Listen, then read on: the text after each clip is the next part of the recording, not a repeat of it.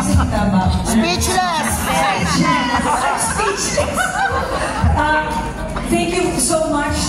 Sorry, hindi po ako ready.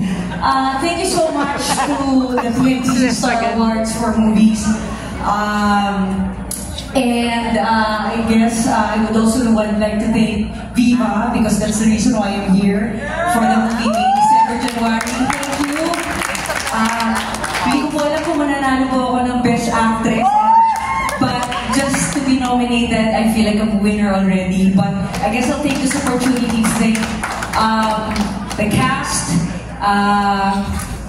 Direk Mac Alejandre. Andito ba si Direk?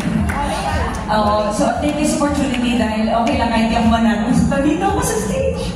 Ayun, Direk Mac Alejandre na puro sakit ng ulo po actually sa akin dahil medyo hindi po ako prepared sa mga love scenes. But he brought out the best in me. That's the reason why I got nominated. And of course, to our writer, our national artist, really, panakpakan niyo naman siya. Yes, and yes, I hope I'm not forgetting anything.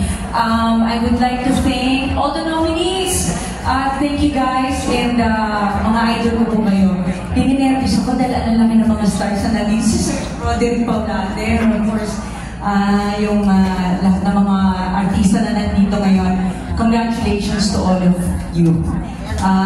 Hindi nakakalimutan naman, and of course, to God be all the glory. Thank you.